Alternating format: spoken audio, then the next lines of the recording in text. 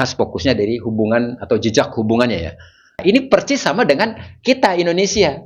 Secara kesamaan dari bangsa, bahasa dan agama ya sama. Palestina dengan Indonesia sama-sama pernah dihuni oleh berbagai bangsa. Jadi intinya antara Palestina dengan Indonesia sama-sama tidak boleh mengklaim non fisik bangsa kita sendiri pun saat ini masih terjajah. Itu udah sunatullah.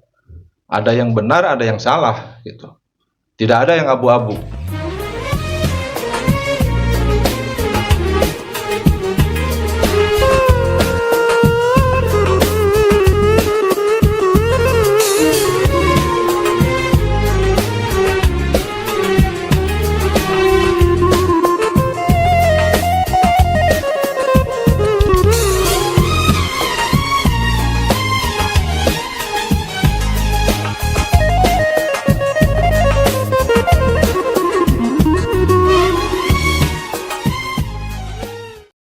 bukan kelompok yang nyeleneh gitu, Yahudi ortodok yang mereka tidak setuju dengan pendirian negara teroris ini.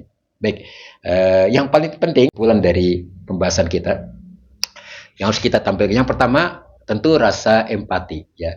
Empati melihat dari banyak persamaan yang kita miliki. 3 sisi yang tadi kita bahas ya, sama-sama memiliki hubungan yang erat ya dari ketiga anasir tersebut. Baik sisi sejarah, sisi nation atau politik modern, yang ketiganya dari sisi agama. Walaupun kalau kita harusnya membahas dari sisi agama dulu, tapi ya kita tidak bisa terlepas dari sistem pembahasan yang untuk memudahkan saja. Yang kedua, ya, sekarang ini Palestina, saudara-saudara kita ini sedang dizolimi, tadi sedang berjuang ya, ya. Jadi masa kita berdiam, ya, masa kita istilahnya bahkan lebih aneh lagi pro atau jadi Yahudi pesek lagi, seperti kemarin kelompok suku Mangun ya, suku di Minahasa kemarin ini kasusnya. Ya, sekarang alhamdulillah ada gejolak dari saudara-saudara kita dari Dewan Dakwah yang mencoba, dan dari FPI yang saya dengar mereka mencoba menuntut dari sisi hukum ya, karena ada korban. Siapa Bang Yanto katanya ya, Bang Yanto yang jadi sopir ambulan tersebut yang korban yang jadi korban ya, bahkan informasinya katanya wafat ya, meninggal di lokasi ya. Itu walaupun bukti ada segala macam, tapi kan mereka meminta untuk video-video itu, termasuk himbauan langsung dari bupatinya, wali kotanya, termasuk dari polisinya untuk dihapuskan, tidak disebarkan lagi, karena katanya sudah kondusif, sudah damai.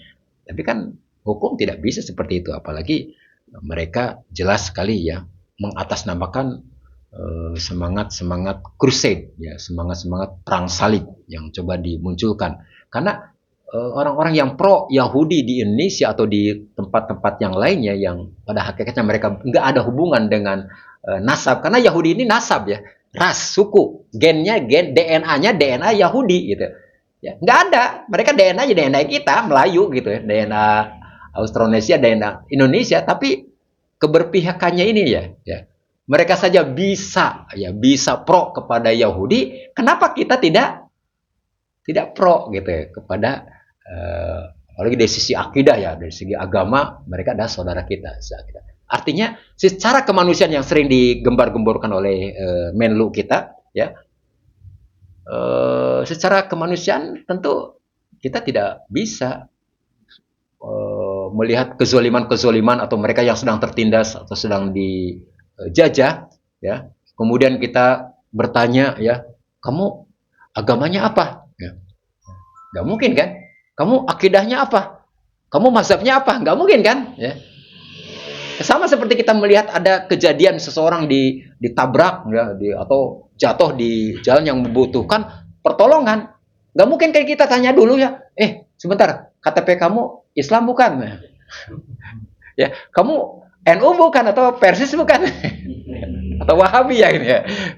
Cingkrang, ini mah Wahabi, nggak usah ditolong. Apa begitu? Kan enggak ya.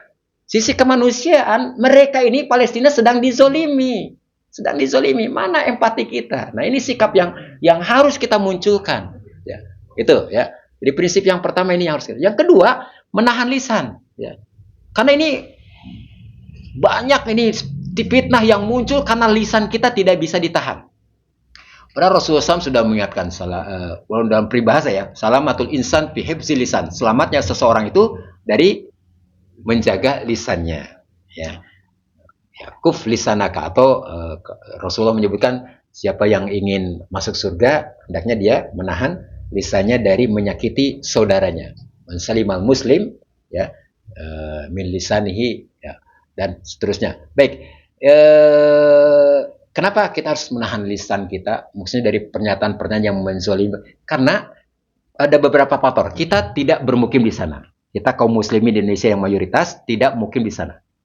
Ada, kita nggak ada kan yang tahu. Artinya kita tidak tahu apa yang sebenarnya terjadi di Palestina. Yang kedua ya tadi politik belah bambu ya yang diterapkan oleh si kelompok Walantardo. Saya menyebutkan si Walantardo. Ya, si Walantardo ini diambil dari ayat 120 surat Al-Baqarah. Walantardo angkal Yahudu walan Nasoro. Ya.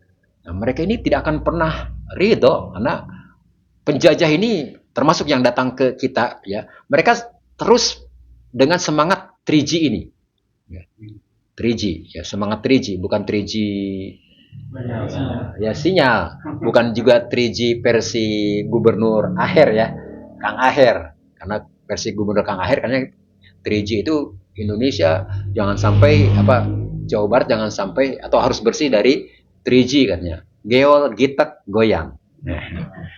Bukan itu maksudnya, tapi gold, glory and gospel ya, artinya semangat mencari kekayaan, semangat menyebarkan ajaran Kristen ya atau ajaran mereka ya, jangan salibnya. Kemudian yang ketiganya semangat untuk mencapai kekuasaan ya, yang disebut glory. Baik, berikutnya lagi yang kenapa kita harus menahan lisan, karena media mainstream atau informasi yang ini yang ada ya, itu dikuasai oleh si Walantardo ya. Fox News dan segala macam, CNN itu termasuk yang kita sekarang pakai, WA ya, Google ya, itu semuanya produk-produk Yahudi ya. Dan semuanya pasti ya mereka punya kunci-kunci tersendiri yang khusus mungkin orang untuk mereka yang menguasai informasi, mereka yang mengendalikan ada bahasa jurnalistik itu ya, katakan istilahnya sesuatu 1000 kali ya, misalnya katakan ya istilahnya kebatilan itu berulang-ulang sampai orang mengatakan itu adalah ya hak gitu. Sampai berubah ya. Ini kan metode yang kalau bahasa Islam itu adalah metode Dajjal. Mereka menyebarkan hoax, mereka menyebarkan kedustaan ya. Itu karena mereka punya mainstream, punya media yang dikuasai. Nah, kita sebagai konsumen ya ikut terkena fitnah ya. Ikut menyebarkan hal-hal yang harusnya ini lisan kita dijaga ya. Lisan kita dijaga. Kenapa? Karena kemarin itu banyak tuduhan-tuduhan, contoh maaf ya, dari kelompok-kelompok yang dikenal sebagai mungkin ini oknum, lebih kepada oknum ya. Seperti Ar-Razi ya, dari kalau orang tasawuf ya, Dr. Ar-Razi, atau dari Ustadz Bajre dari kelompok yang dikenal Wahabi, nah, atau dari siapa lagi, dari ya semuanya menuduh ini Yahudi, ini buatan Zionis katanya ya. Nah, ini harusnya dijaga, mereka sedang dizolimi ya. Ini manhaj atau metode dalam mempelajari Islam itu tidak seperti itu ya, dalam menyikapi bagaimana hubungan kita sesama saudara kita, sesama muslim. Ini ya yang paling harus walaupun itu tadi sebetulnya reaksi ya, seperti yang diungkapkan oleh orang-orang ini, reaksi. Artinya kita harus menjaga lisan kita lebih baik, karena kita tidak tahu apa yang sebenarnya terjadi, sudah lebih baik kita diam. Yang fokus kita adalah bagaimana ya menyikapi mereka ya. Jangan sampai ikut-ikutan menyebarkan hoax ya, menyebarkan dusta ya. Baik, yang berikutnya lagi sikap hipokrit dunia tentang hak asasi manusia. Artinya ini sudah menjadi rahasia umum. Ketika korbannya kaum muslimin, ya, walaupun itu jumlahnya, ya, tidak terhitung, ya, mereka kelompok-kelompok HAM ini yang mereka tentu penguasa media yang dari Kuala Tardo, mereka akan sumum bukmun umyun bahasa Al-Qur'annya. Mereka akan tutup mata, tutup telinga, tutup mulut. Ya. Itu mereka buta, mereka tuli, mereka bisu. Ya. Itu sumum bukmun umyun. Mereka akan tutup mata. Ya. Tapi ketika korbannya dari mereka, dari orang-orang Siwalantardo, walaupun satu, ramainya, seluruhnya ngerecokin. Lihat kasus Timur Timur. Ya. Hanya beberapa orang dulu yang kasusnya itu yang jadi korban gitu ya dari apa ini. Tapi reaksi dunia luar biasa. Sampai Habibie nggak kuat ya, dilepaskannya udah lepas. Ya. Ya. Tapi kalau korbannya kaum muslimin, ya, mereka diam. Ya. Ketika Hamas ya tanggal 7 Oktober itu yang korban mereka itu hanya sekitar berapa? Awalnya 1.200 ya. Mereka melakukan tindakan yang overdosis, bukan balas dendamnya bukan double tapi berlipat-lipat. Korbannya sampai saat ini sekarang mencapai 15.000 ya, 15.000 atau 16.000. Dan kebanyakan adalah kaum wanita, anak-anak dan wanita. Anak-anak saja sudah jumlahnya 7.000, ya 7.000-an. Wanita sudah sekitar 5.000-an. Artinya dari lelakinya atau mungkin tentaranya gitu ya, dianggap Hamasnya itu tentaranya hanya 3.000-an. Ya. Artinya kalau mereka ingin balas dendam itu sebenarnya sudah gitu. Tapi terus itu ya. Tapi ya sekali lagi karena ini media mainstream ini dikuasai oleh mereka, yang kita dapati adalah mitos-mitos. Ya. Dan kita ikut ya jadi korban mitos ini. Mitos bahwa agen bahwa intelijen yang tercanggih di dunia adalah Mossad. Ternyata itu bukan Pak, mitos. Ya. Buktinya buktinya intelijen mereka kecolongan kan dengan peristiwa 7 Oktober. Katanya mereka alustitanya paling canggih di dunia. Ya. Tapi ternyata tang Merkava yang katanya anti rudal segala macam itu sudah ratusan jumlahnya ya, yang orang-orang Yahudi harus ngumpulin bertahun-tahun itu untuk ngumpulin tank Merkava ya, tapi itu dengan mudahnya ya. Bahkan anehnya ini teknologi yang digunakan tidak seimbang, sama seperti dulu penjajah mereka teknologi modern, kita menggunakan bambu runcing ya. Kan nggak masuk di akal. Nah, itu yang dihadapi oleh kondisi sekarang di sana. Tapi secara umum ya itulah tadi ya, alustitanya atau mereka katakanlah sistem pertahanannya dengan Iron Dome, tapi kenyataannya mitos. Semuanya mitos ya. Dengan kejadian 7 Oktober itu semuanya mitos. Ya. Kita baru tahu bahwa itu mitos karena tadi ya media dikuasai oleh mereka. Pada hakikatnya mereka sudah kalah. Cuman si Netanyahu gengsi dia, lebih kepada gengsi walaupun sudah ditekan dari luar maupun dari dalam, termasuk dari bangsanya sendiri, dari warganya sendiri, tapi tetap seperti itu. Dan yang terakhir sikap yang harus kita tampilkan yaitu boykot total. Maksud saya ini bukan hanya produk ekonomi yang sekarang kita gembar-gemborkan yang juga dideklarasikan oleh Majelis Ulama, tapi juga ini yang harusnya ya kita kaum muslimin, kalau kita ngaku ada kedekatan kesamaan dengan orang-orang Palestina, ya harus juga ya dari sisi ya bukan ekonominya, bukan politiknya, bukan teknologinya, tapi produk-produk akidahnya, ya produk-produk syariahnya, produk-produk apa akidahnya, ya.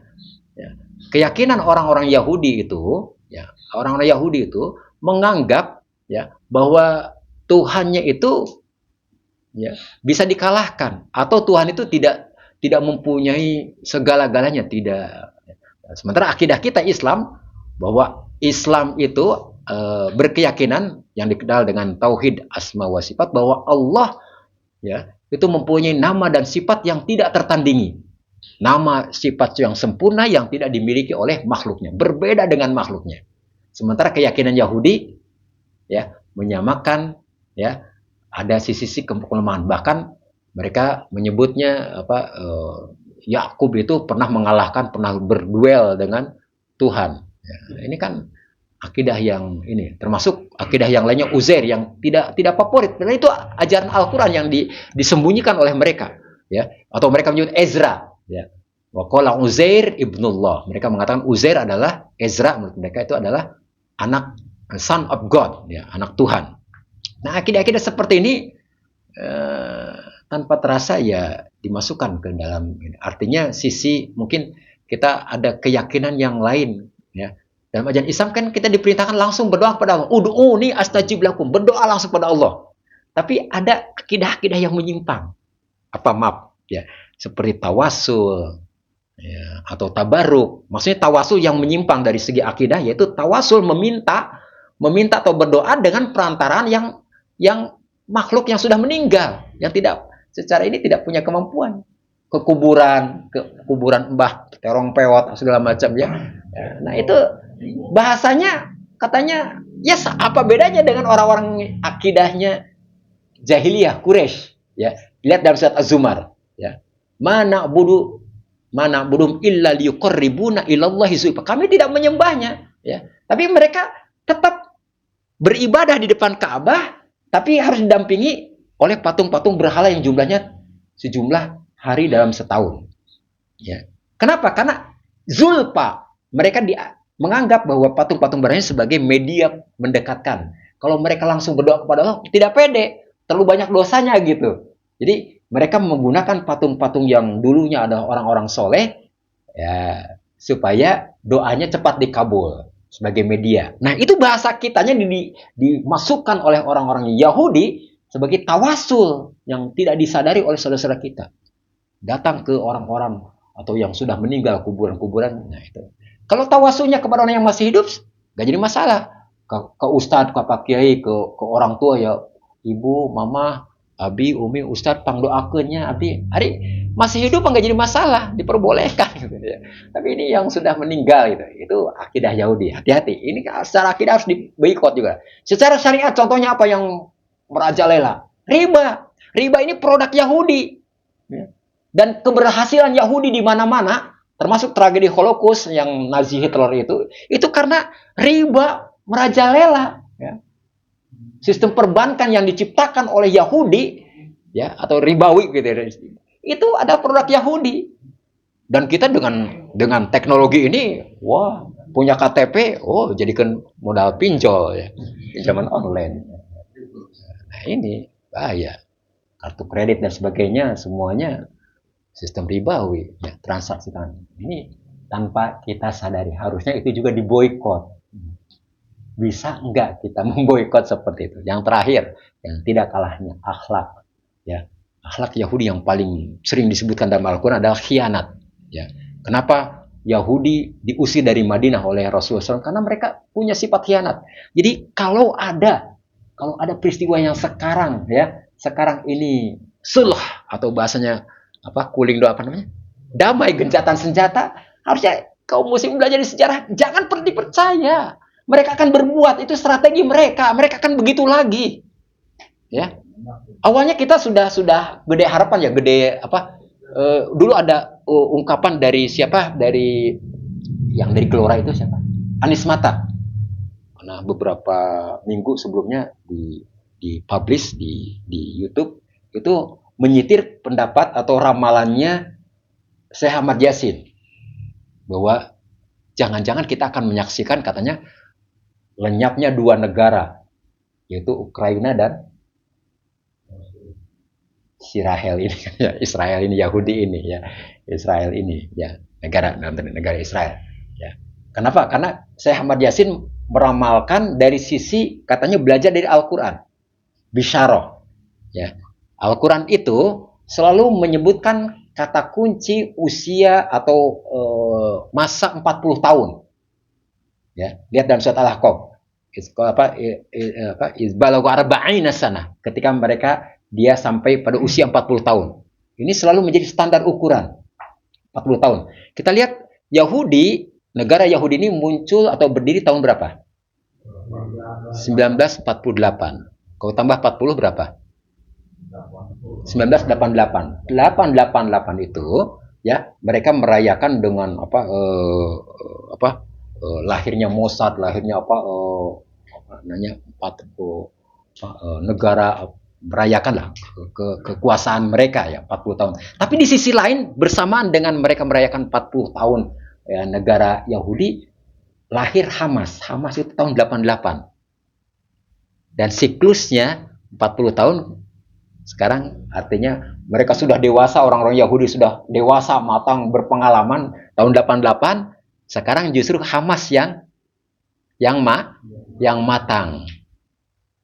Jadi ini versi Syekh Ahmad Yasin ya, pendiri Hamas itu sendiri. Artinya 88 tambah 40 berapa? 28. Maka Syekh Ahmad Yasin berapa kan nanti tahun 27 katanya. Ya. Enggak tahu 27 harusnya 27 ya. Ya. Nyebutnya 27, tapi harusnya kan 28 ya. Itu akan tenggelam. Israel itu dengan sendirinya akan hancur. Ya, ada perjuangan ataupun tidak ada perjuangan akan hancur dengan sendirinya, gitu. Nah, seperti itu ramalan Syekh Ahmad Yasin. Tapi kalau saya hitung, justru sekarang ini, kalau mau ngitungnya versi Hijriah, versi Arab, bukan versi hitungan Syekh Ahmad Yasin kalkulasi hitungan Masehi. Karena hitungan ajaran Islam Hijriah itu setiap 100 tahun itu ditambahkan berapa tahun? 3 tahun, selisih setahun itu 10 hari kan. Kalau ajaran Hijriah itu 355. Beda 10 hari. Masehi 365. Makanya dalam surat Al-Kahfi ya, salasumiyah ya. Fasdadu tis'ah. Kenapa menyebutkan 309 bukan 309 itu? Ini tafsiran yang luar biasa dalam Al-Qur'an. Artinya Al-Qur'an menyebutkan 2 versi. Ya, 300 berdasar hitungan siapa? Masehi, 309 hitungan Hijriah. Hitungan Islam. Kenapa? Karena setiap 100 tahun harus ditambahkan 3 tahun. Oh enggak. Sekarang udah masuk hampir istilahnya 100 tahun. 88 tahun itu 80 tahun itu hampir masuk kategori 100 tahun. Kalau dikurangi istilahnya 2 atau 3 tahun. Ya enggak? Jadi kalau 27 dikurangi 3 tahun berapa? 2004 ya. Kalaulah mungkin ya. Kalaulah mungkin ini juga namanya ramalan-ramalan ya, ekastologi. Kalaulah misalnya Palestina terus tidak mau ini mereka sebenarnya menutup strategi mereka untuk menyelamatkan dari kekalahan yang sudah diketahui oleh semua pihak ya. Tapi kalau kita belajar di sejarah jangan ikut-ikutan sifat Yahudi yang mereka selalu berkhianat, mereka menyusun kekuatan untuk kemudian berbuat lagi, maka mungkin itu ramalan Syekh Yasin sebetulnya terjadi tahun ini atau tahun 2024 gitu kalau perang terus berlangsung lagi. Allahu a'lam. Barangkali itu yang bisa kita bahas. Ini sisi yang perlu kita tekankan ya sebagai bahan diskusi. Yang lainnya nanti bisa dibaca oleh Bapak sekalian tentang ayat-ayat busro dan nuzro. Busro itu artinya kabar gembira, nuzro itu ancaman yang terkait dengan tadi 3 sikap ya. Kalau di sini tentang tentang intinya mata nasruh, kapan sih pertolongan Allah? Artinya kapan kemenangan itu? Nanti ada jawaban inna nasrullah qarib, sebentar lagi. Cuman ukuran sebentar itu kita relatif bagaimana kita nanti ada persyaratan-persyaratan yang harus kita lihat termasuk di dalam surah Al-Isra ayat 4 sampai 8 yang sebagai nuzro ini. Nuzro bagi orang Yahudi artinya kalau mereka berbuat kerusakan 2 kali diulangi lagi, artinya yang sifatnya masif ya. Sifatnya yang masif. Mereka sudah melakukan kesalahan. Kalau dalam surat tafsiran Al-Marughi Itu sebenarnya sudah 2 kali. Tapi tafsir Al-Maraghi meleset, ya. Tafsir Al-Maraghi meleset karena buktinya mereka berjaya lagi, ya, sekarang ini. Karena Syekh Al-Maraghi yang menafsirkannya sudah berwafat. Artinya dia tidak up to date. Nah, kalau dia sekarang berarti ini apakah ini betul kerusakan yang kedua kalinya yang dilakukan oleh Yahudi? Nah, kalau ini kerusakan yang kedua kalinya setelah kerusakan yang pertama yang dibuat oleh orang-orang Yahudi, yang pertama yaitu pada masa sebelum Rasulullah diutus, itu pada masa Nabi Musa ataupun pada masa zaman Nabi Daud dan Sulaiman. Artinya ini dibagi oleh para ulama Islam itu sebelum Nabi diutus. Ya. Jadi ada yang menafsirkan ini juga sudah terjadi periode yang kedua, yaitu kejayaan kaum muslimin akan kembali. Kembali kapan? Yaitu ketika Palestina diserahkan kepada Umar bin Khattab. Atau dan itu terjadi lagi kan pada masa Salahuddin Al-Ayyubi. Nah, artinya kapan ini sebetulnya yang kejayaan yang berikutnya terjadi? Nah, apakah seperti tadi peramalan dan seterusnya lagi, ini bisa dilihat ya nanti surat Busra dan termasuk yang bagian kedua tadi, kita harus jaga lisan karena semua akan dicatat, termasuk bukan hanya komentar-komentar kita yang tidak didasari dengan memfitnah atau termasuk doa, karena wujud empati kita mungkin yang bisa kita lakukan adalah doa. Semuanya akan dicatat, semuanya akan ada buktinya, catatannya di yaumil akhir. Yang terakhir nanti ini sebagai janji Allah bahwa Allah akan menempatkan, ya, sebetulnya tadi korelasinya dengan Nasrullah atau pertolongan Allah. Kapan Allah akan menjadikan Palestina ini diserahkan atau menjadi dikuasai oleh orang Islam? Kapan? La yastakhlifannahum ya fil ard. Kapan? Ya. Nah, ini lihat ada persyaratan-persyaratan. Itu mereka yang ya'budunani la yusriku nabi syai'a. Artinya mereka yang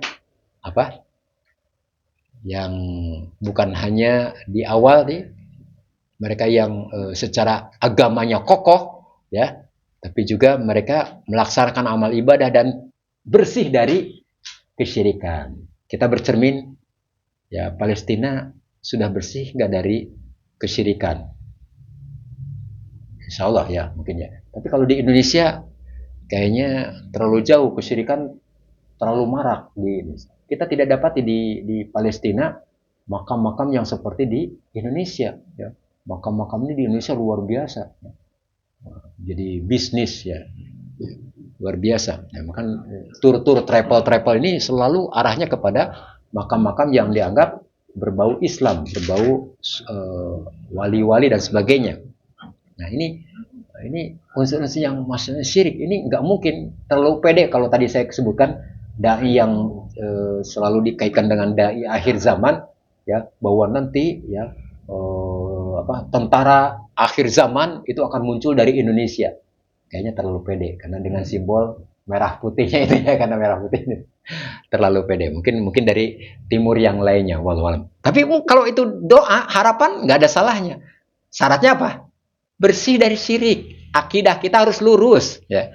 Itu. Jadi sekali lagi kita tidak mungkin lurus akidah kita kalau tidak seperti forum-forum kajian seperti ini dihidupkan, ya. Barangkali ini sekedar tazkirah yang bisa kita kaji di malam ini, mudah-mudahan menjadi ilmu yang bermanfaat. Sekali lagi saya mohon masukan dan kritikannya dan kami serahkan kepada pembawa acara dari saya. Dan sementara aku lekol haza wa astagfirullahi lakum. Subhanarabbika rabbil izzati amma yasifun. Wassalamu ala mursalin walhamdulillahi rabbil alamin.